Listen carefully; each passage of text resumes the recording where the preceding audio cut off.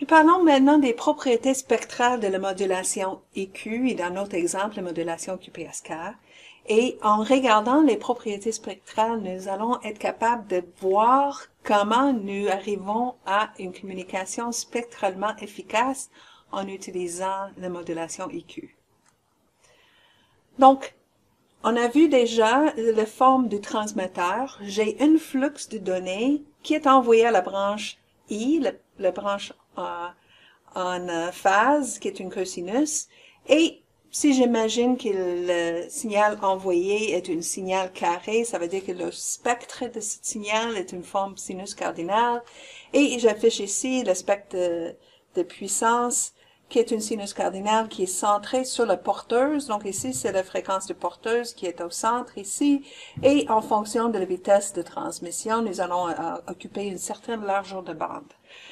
Donc, en jaune ici, c'est ce qui correspond à le flux qui va à la partie en face. Je peux imaginer aussi un autre spectre qui correspond à l'information qui est plutôt envoyée dans la branche sinus, la branche en quadrature, la branche Q. Dans cette fois-ci, c'est encore une impulsion carrée qui va avoir une spectre qui est le sinus cardinal, et étant donné que c'est exactement la même porteuse qui est utilisée, cette spectre est aussi centrée sur la même porteuse, la même fréquence. Donc, je génère dans ce circuit les deux spectres, et c'est la somme de spectres qui est transmis finalement à travers le canal de communication. Donc, je vois ici la superposition de rouge et de jaune, parce que la sortie, les deux vont être superposés.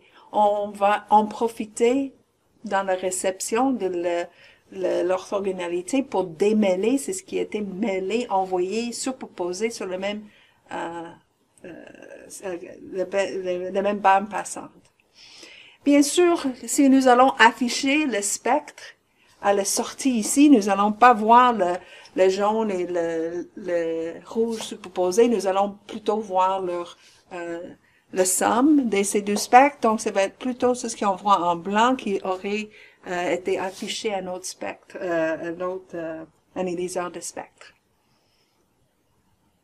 Donc, maintenant, qu'est-ce qui se passe au récepteur? C'est quoi la forme du récepteur? Donc, le récepteur cohérent a une forme très, très semblable à ce qu'on a fait à la manipulation pour la transmission. On prend notre signal qui était envoyé et qui est maintenant reçu, le signal, et on fait envoyer dans notre récepteur encore dans deux branches. Donc, on divise le signal reçu en deux copies, et on envoie un dans la partie en phase, l'autre dans la partie en quadrature. Donc, nous allons passer voir qu'est-ce qui arrive avec les comportements spectrales. Donc, pour le comportement spectral, j'ai ici ce qui est en blanc, qui est finalement la somme de ce qui est en rouge et en jaune. Et quand ça passe par la branche en haut, par la branche cosinus, bien sûr, le signal en rouge est orthogonal. C'est modulé avec une sinus multiplié par une cosinus, et cette partie-là va être hors phase, va être mis à 0, et ce qui reste sera juste nos données qui étaient envoyées dans le flux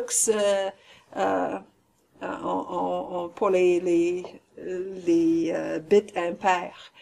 Et dans le même sens, pour la partie en quadrature, c'est plutôt le jaune qui va être rejeté, et c'est juste la partie qui a été modulée en sinus, la partie qui a été modulée dans la branche en quadrature, qui va passer. Donc, à la réception, j'aurai les deux flux, j'aurai séparé, et je peux faire la détection de mon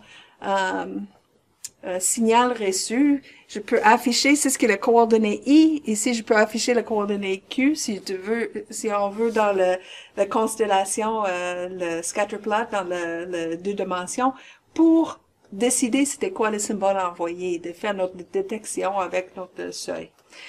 Donc, ce qui est important à remarquer ici, est que j'avais deux canaux qui occupaient exactement le même spectre. Donc, le même spectre occupé malgré le fait qu'il était superposé pour la transmission. À la réception, j'arrive à le séparer. Ça veut dire que tout de suite, avec le QPSK, elle est 2 fois plus efficace spectralement qu'est d'envoyer l'information plutôt juste binaire. Donc, on a une efficacité spectrale 2 fois plus grande que si j'avais utilisé une seule branche au lieu d'utiliser la branche IQ. Donc, d'utiliser 2 dimensions au lieu de 1. On a doublé le débit, même si la vitesse maximale était notre limite. Donc, supposons que nous utilisons le composant le plus performant possible, le plus vite possible pour faire la modulation, l'alternance de voltage pour notre circuit électrique. Et on a quand même doublé le débit. Donc, c'est une stratégie. L'efficacité spectrale, c'est important parce qu'il nous permet d'envoyer l'information au-delà de la limite de l'électronique que nous utilisons.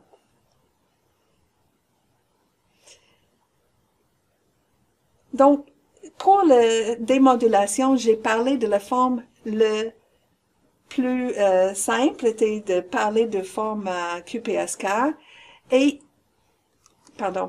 j'ai parlé de l'autre vocabulaire qui parlait de symboles. Et pourquoi est-ce que j'ai fait cette distinction?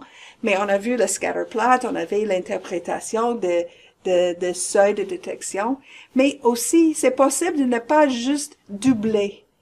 Donc, je peux utiliser un format de modulation en 2 dimensions, et au lieu d'avoir des paires ordonnées, je peux plutôt prendre un ensemble de 3 bits, par exemple, et augmenter l'efficacité spectrale de cette façon. Donc, pas couvert pour maintenant, mais c'est un aperçu de pourquoi est-ce que la détection cohérente est si intéressante, si puissante.